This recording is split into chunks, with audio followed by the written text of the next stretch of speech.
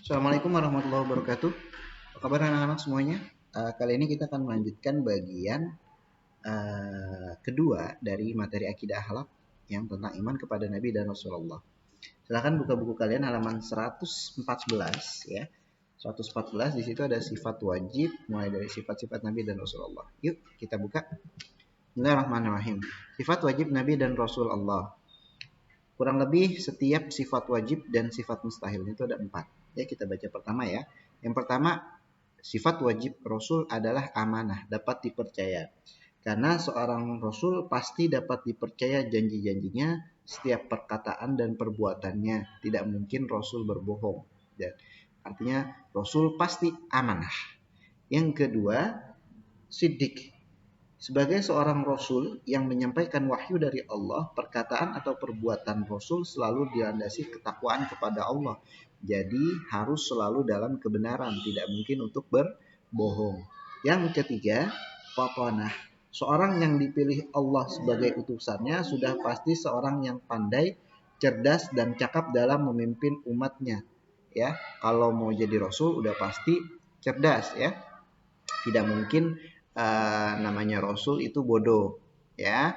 Jadi sifat wajibnya adalah fatonah. Dan yang terakhir sifat wajibnya adalah tabligh ya, menyampaikan. Artinya sebagai seorang Rasul yang ditugasi menyampaikan wahyu dari Allah sudah pasti wajib menyampaikan kepada umatnya, kepada orang lain ya. Yang kedua, sifat mustahil Nabi dan Rasul. Di halaman 115, sifat mustahil yang pertama ada kazib ya. Rasul tidak mungkin berdusta atau berbohong. Yang kedua, khianat ya. Allah senantiasa menjaga hati para rasulnya sehingga mustahil para rasulnya bersifat khianat ya. Tidak mungkin melalaikan kewajiban terhadap masyarakat ataupun kewajiban kepada Allah. Yang ketiga, kitman, menyembunyikan. Para rasul bersifat tabligh. Tadi kan sudah menyampaikan artinya ya. Jadi tidak mungkin seorang rasul bersifat kitman, menyembunyikan ajaran Allah. Yang terakhir, baladah atau bodoh.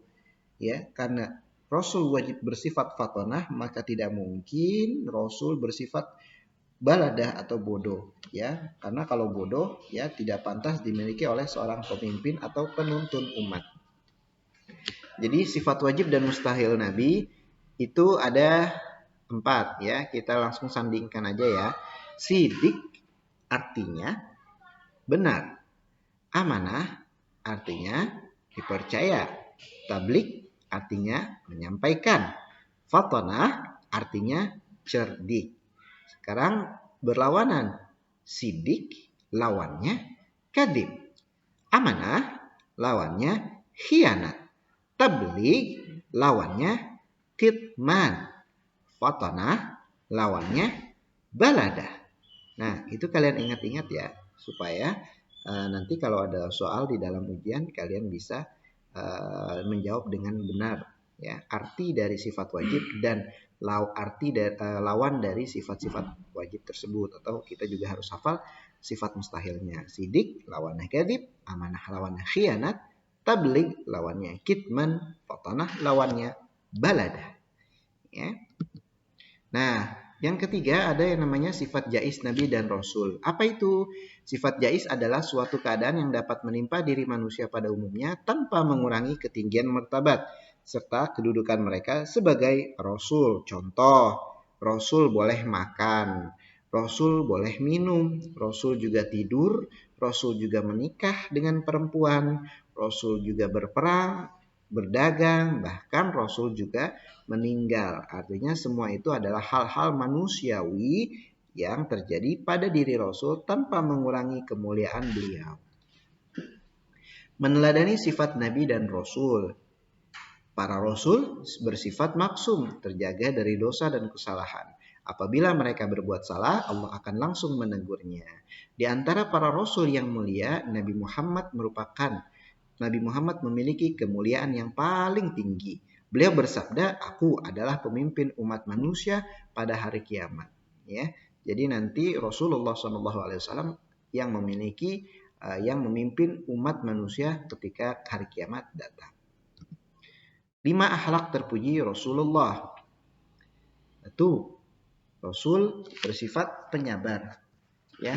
Ketika Rasul dicaci, ya, dijahati dengan musuh-musuhnya, beliau menghadapi semua hujatan, semua kejahatan orang kafir Quraisy dengan penuh lapang dada dan sabar. Yang kedua, kasih sayang.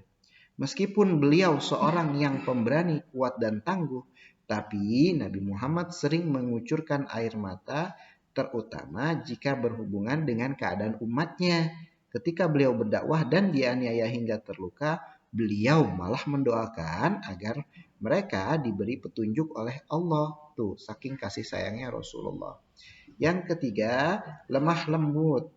Ya, beliau marah demi kebenaran apabila hal-hal yang haram dilanggar.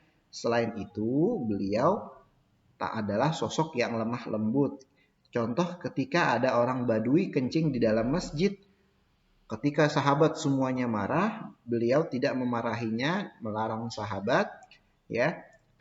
Kemudian menyuruh sahabat menahan amarahnya, ya. Ketika sudah selesai pipis, baru beliau menegur orang Badui tersebut dengan sopan, dengan lemah lembut.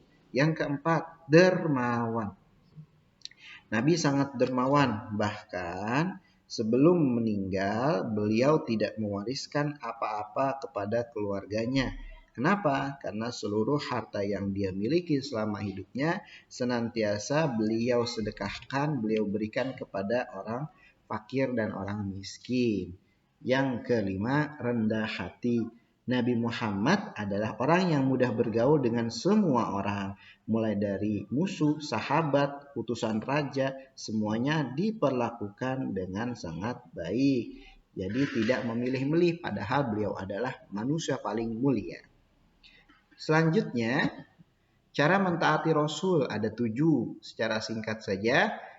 Yang pertama, mengetahui kehidupan para Rasul, terutama Rasulullah. Kita harus tahu sejarahnya ya.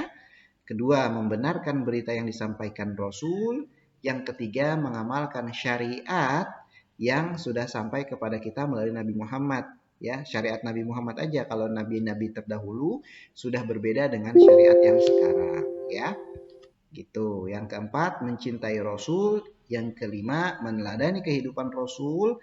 Yang keenam, menghidupkan sunnah Rasulullah.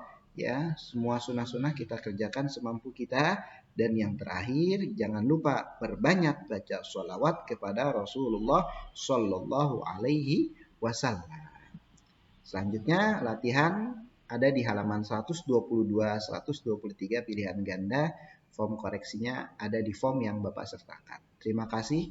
Assalamualaikum warahmatullahi wabarakatuh.